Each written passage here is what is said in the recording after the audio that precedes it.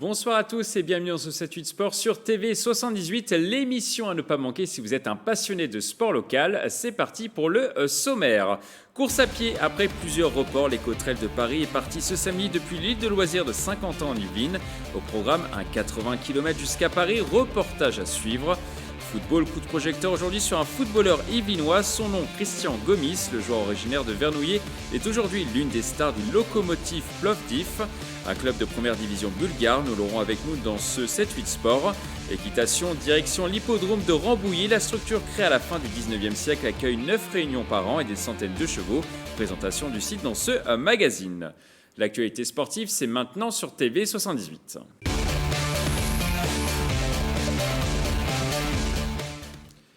On commence tout de suite par de la course à pied. Après plusieurs reports, l'Éco-Trail de Paris-Île-de-France est finalement tenu ce samedi 3 juillet avec un départ depuis l'île de loisirs de Saint-Quentin-en-Yvelines pour le 80 km. Les organisateurs ont dû s'adapter pour cette première édition depuis le début de la crise sanitaire. Des images de Vicente Merian Santisteban.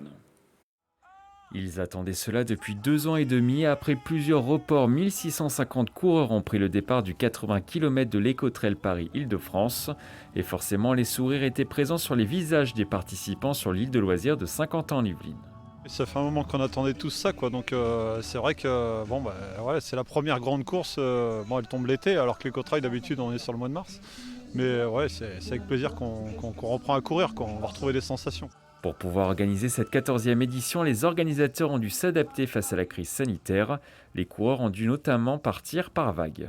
Ça a été une organisation différente cette année puisqu'en fait on a fait sur plusieurs départs avec des modalités liées aux circonstances sanitaires. On est très contents, les coureurs ont joué le jeu, au niveau de l'organisation ça s'est très bien passé, des bénévoles qui sont toujours enthousiastes. Donc on est vraiment super contents de pouvoir être de retour. Le parcours, lui, est resté inchangé. Les trailers sont notamment passés par Montigny-le-Bretonneux-Guyancourt ou encore Vélizy-Villacoublay en direction de la Tour Eiffel. Il a un dénivelé qui est relativement praticable. Ça n'est pas de l'ultra trail, mais ça permet quand même de pouvoir traverser toute l'île de France dans des conditions qui sont assez spectaculaires, puisque on peut aller jusqu'à Versailles, on peut voir des paysages qui sont vraiment très diversifiés. On n'est pas à la montagne, mais on est quand même dans un éco-trail. Les meilleurs ont terminé les 80 km en 5h39 sur le pont d'Iéna. La 15e édition de cette course devrait être programmée en mars prochain. On va maintenant parler football. Coup de projecteur aujourd'hui sur un footballeur yvelinois. Son nom, Christian Gomis. Le joueur originaire de Vernouillet est aujourd'hui l'une des stars du Lokomotiv Plovdiv, un club de première division bulgare. Nous avons la chance de l'avoir avec nous dans cette émission, le défenseur central de 22 ans. Bonsoir Christian Gomis. Bonsoir. Alors, on va commencer déjà par votre parcours du coup dans ce championnat bulgare. Comment ça se passe actuellement en Bulgarie? Expliquez-nous. Franchement, à l'heure actuelle, ça se passe superbement bien.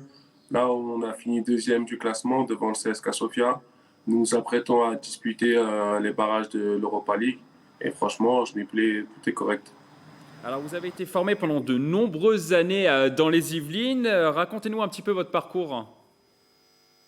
J'ai commencé le football dans le club de ma ville, Vernouillet. Ensuite, j'ai joué à Verneuil, juste à côté. Et pour ensuite jouer au Muro, dans le club qui se situe pas très loin aussi. Et ensuite, après, ça a commencé à partir. Je suis parti au PSG. Et après le PSG, j'ai fait certaines aventures. J'ai commencé à partir à Passy-sur-Eure, en Normandie. Ensuite, j'ai été en Italie. Ça, c'était en 2017, hein, c'est bien ça. Hein. C'est ça, exact. Et j'ai pris ma première expérience en Italie. Du coup, malheureusement, j'ai fait que 6 mois. Car ça s'est pas trop bien passé. Cerdelons en série D, hein, c'est bien ça. C'est ça, exactement, exact. J'étais à Cardinals en série D, pardon. Et après, je suis parti à Bastia Étoile Filante en Corse pour terminer l'autre partie de saison, comme j'ai fait que 6 mois en Italie. Et l'année d'après, je suis retourné au PSG.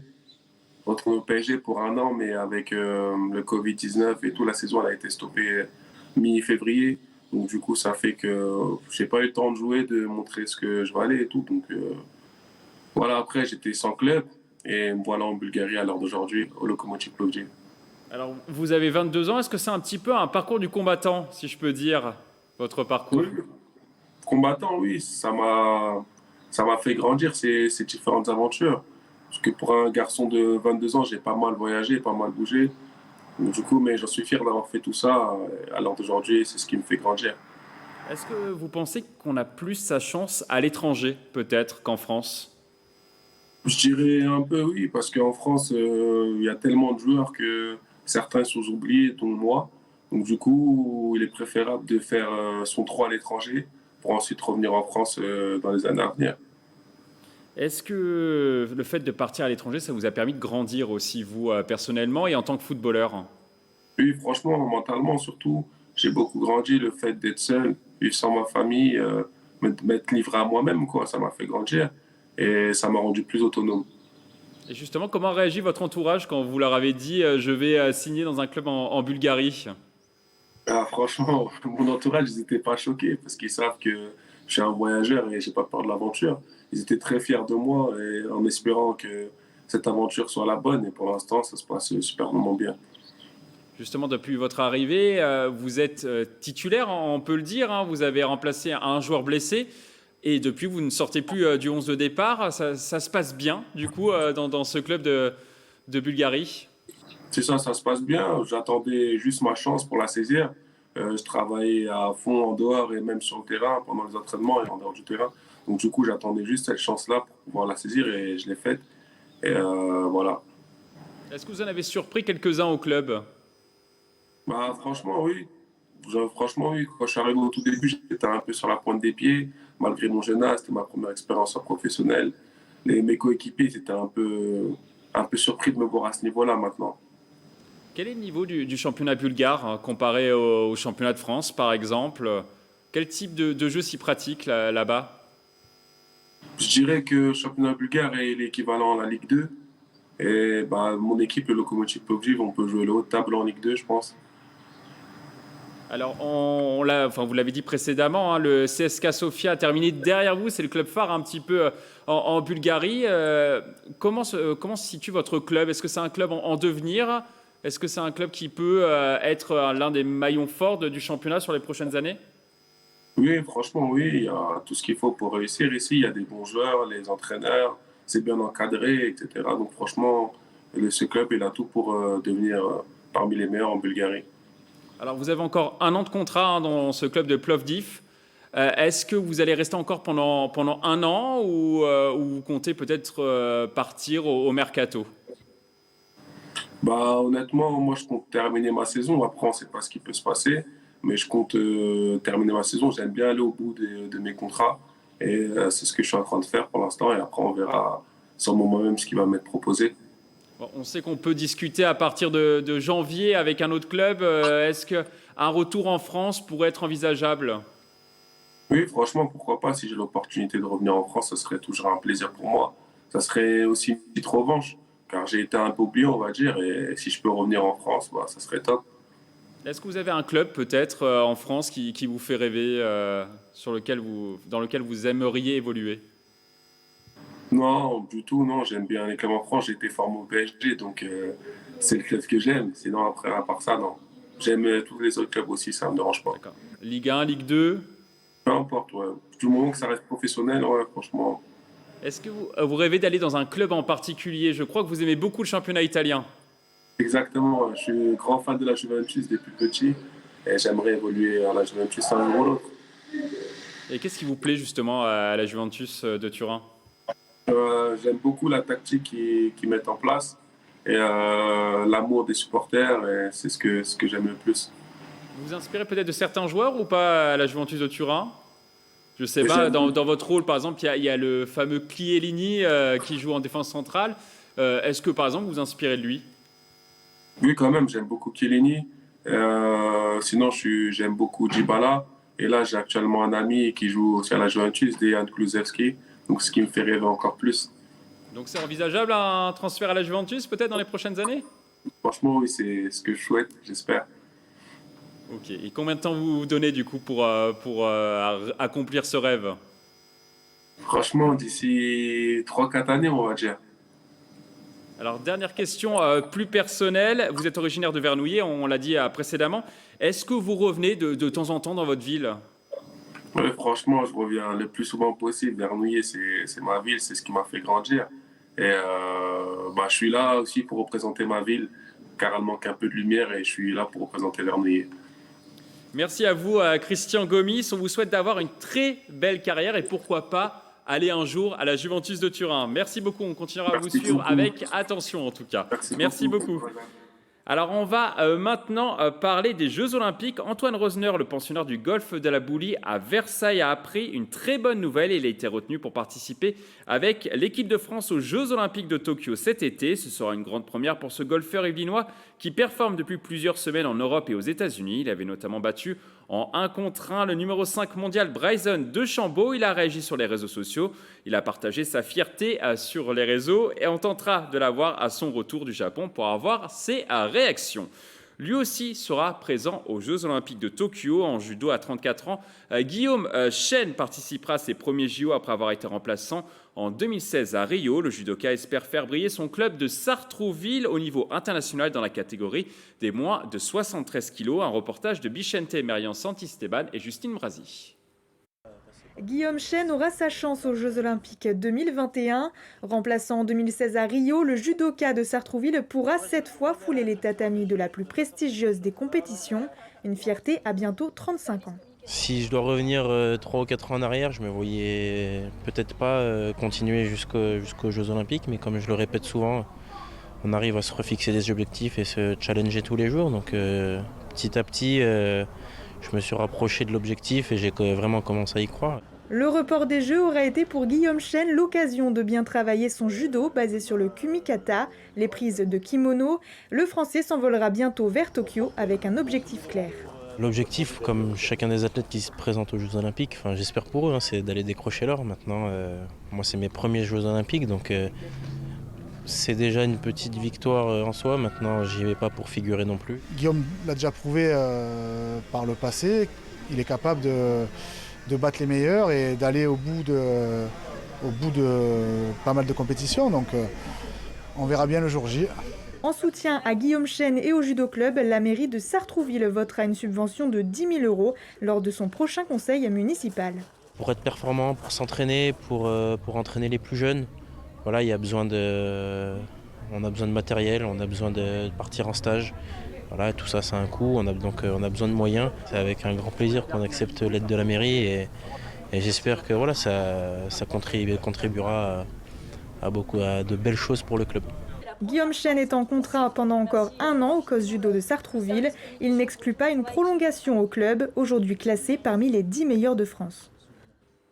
Direction à présent Rambouillet. La ville abrite en bordure de sa forêt l'un des plus grands hippodromes d'Île-de-France depuis la fin du 19e siècle. Coup de projecteur, un montage de Lucas Audard. Au cœur de la forêt de Rambouillet, sur un site de 40 hectares, depuis plus d'un siècle, les passionnés de courses hippiques peuvent assister à des manifestations sur cet hippodrome historique. Le lieu a organisé ses premières courses en 1890 avec des tribunes en bois autour de la piste. C'était, si vous voulez, des courses familiales et amicales. Il n'y avait pas du tout d'enjeux comme on a aujourd'hui. Donc aujourd'hui, on a les jeux qui sont faits sur l'hippodrome. Mais à l'époque, c'était plutôt ce qu'on appelle des courses de gentlemen. C'était des amis qui se rencontraient et qui couraient. Après des décennies de courses, l'hippodrome est devenu un lieu réservé aux professionnels. Le site organise 9 réunions chaque année entre avril et octobre. Depuis 1991, l'hippodrome se consacre uniquement à la spécialité du trot. Il est passé en première catégorie en janvier 2019. Ça veut dire qu'on a des écuries, des grandes écuries qui vont à Vincennes et ailleurs, viennent courir ici. Et on a des gains plus importants des courses. Là maintenant, on a vraiment les drivers qui viennent, les drivers de Paris qui viennent courir à Rambouillet. L'hippodrome est aujourd'hui considéré comme l'un des plus beaux en France. Sa piste en herbe fait 1800 mètres avec une corde à gauche. Sa largeur est de 50 mètres. Ce dimanche 20 juin, l'enceinte sportive fait encore l'unanimité auprès des drivers. Il est top, il n'y a rien à dire, il est top. C'est une excellente piste, il n'y a pas de piège. C'est souvent le meilleur cheval qui gagne, donc voilà. Elle est super bien entretenue, c'est des grands virages. des grandes aires de départ. Non, c'est le top. On est aussi bien installé qu'à Vincennes. En dehors des courses, l'hippodrome de Rambouillet se veut également être un lieu de vie. À chaque réunion, des centaines de personnes peuvent participer à des animations autour de l'équitation organisées par les 3 bénévoles du site. Une grande salle de Paris de 300 mètres carrés est ouverte pendant la manifestation.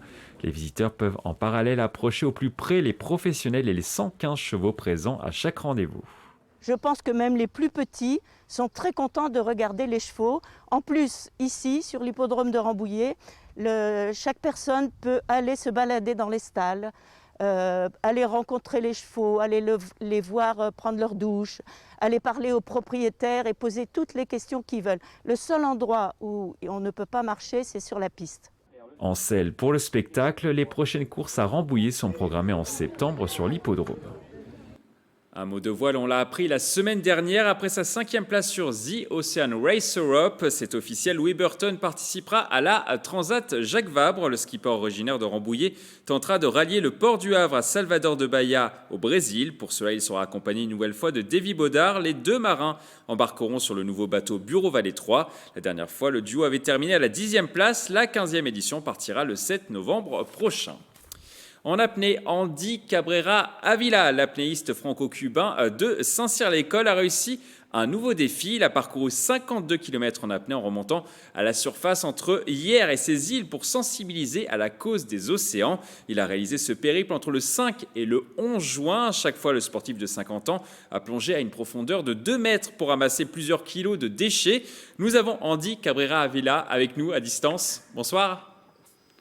Bonsoir, enchanté. Alors pourquoi avoir voulu réaliser ce défi, Andy? Alors, la raison pour laquelle j'ai décidé de faire ça, c'est justement pour sensibiliser tout le public, surtout les enfants, aux déchets qui traînent dans l'océan, qui polluent l'océan, et surtout à la mer Méditerranée, qui c'est la mer la plus polluée au monde. Donc voilà, l'objectif c'est de sensibiliser et de participer à ramassage des déchets qu'on a fait avec d'autres associations dans lesquelles on a partagé ce défi. C'était à l'occasion de la journée mondiale des océans, c'est bien ça, hein? C'est ça, oui. Alors, comment ça s'est passé ce défi? Expliquez-nous. Alors, le défi précédent, je l'avais fait à la piscine. Là, c'est un défi inédit réalisé en mer. Donc, à la piscine de Saint-Cyr-l'École, je le précise. Voilà. La logistique, ce n'est pas la même. Et on était 35 personnes avec 4 voiliers, un catamaran, 2 zodiacs, un kayak, donc entre autres des apnéistes de sécurité pour garantir la sécurité de tous les parcours. Alors on est parti de l'île d'hier, ensuite l'île de Port-Cros, l'île de Levant, les forts de Besançon, et on a fini à la Lande des Morts. À chaque parcours, j'ai nagé sous l'eau en apnée, j'ai sauté pour respirer, et en arrivant à chaque île, après, on organisait un ramassage des déchets. Et c'est incroyable de voir tous les déchets qui traînent en mer. Des fois, en 1 mètre carré, on ramassait des dizaines de bouteilles de plastique, des quantités de plastique minuscules qui sont vraiment coupées en morceaux et après, les poissons, ils les mangent. Après, nous mangeons aussi les poissons et finalement, toute la chaîne alimentaire est contaminée par les plastiques. Et quels sont les déchets que vous avez le plus trouvés en mer? Le plus, c'était des sachets, des sacs en plastique. C'est le plus. Parce qu'un sac en plastique, il va se décomposer en 1000 morceaux. Et après, dans cet endroit méditerranéen, on a la Posidonie. Il se mélange avec les algues. Et c'est très difficile à trier les plastiques. Et voilà, quand on prend un morceau de plastique, ça se mêle avec les algues. C'est très difficile. Donc, des sacs en plastique, des bouteilles en plastique, les deux. Et pourquoi vous l'avez fait spécifiquement sur ce lieu? Hier et ces îles. En fait, hier et ces îles, d'abord parce que c'est un endroit protégé. Ça veut dire que les îles de Port-Cros et surtout le parc national de Port-Cros, c'est un endroit protégé. Donc, imaginez-vous, dans un endroit protégé, on trouve énormément de plastique. Imaginez-vous dans des endroits qui ne sont pas protégés. Voilà, c'est énorme. Des plastiques à la dérive, mais aussi des plastiques au fond. Est-ce que c'était difficile à réaliser? Alors, pour moi, physiquement, la partie la plus difficile, c'est le cheville. Parce que je le fais avec un monopalme. Et ce n'est pas facile de garder pendant 4 heures, pendant 5 heures de nage, les monopalmes dans les pieds pendant tout ce temps-là. Les pieds s'engouffrent, c'est très difficile au niveau des chevilles. Au niveau du souffle, ça va, je n'étais pas fatigué, même si je n'ai pas eu la possibilité de me préparer, parce que dû au confinement, toute la préparation que j'ai faite, c'était en dehors de l'eau à sec. Et après, il fallut nager 53 km, même si j'ai fait plus, parce que c'était plus ou moins en zigzag. On nage pas tout droit en mer. Mais au niveau physique, ça allait. Est-ce que vous étiez quand même entraîné un petit peu avant de partir? Un petit peu, mais pas beaucoup. 2 ou 3 fois en piscine. Le reste, c'était une fois en mer, et au mois d'avril. Et j'ai eu beaucoup d'ampoules, les pieds, avec plein de blessures. J'ai eu 1 mois et demi à cicatriser les pieds. Donc, je n'ai pas pu m'entraîner en mer. La plupart du temps, je me suis entraîné sur un vélo de course en apnée, ou sinon, je faisais des squats en apnée, la course à pied en apnée, mais pas beaucoup d'entraînement spécifique en mer, dû au confinement. Alors, vous l'avez dit, hein, vous êtes plus un habitué de la nage en piscine, de l'apnée en piscine. Est-ce que c'est vraiment plus compliqué de le faire en mer? Alors, je choisis des pieds de nage endurance. C'est plus difficile parce qu'il n'y a pas les mêmes repères. À la piscine, on a une profondeur dans laquelle on ne peut pas dépasser. À la mer, la profondeur idéale, c'est de 2 mètres.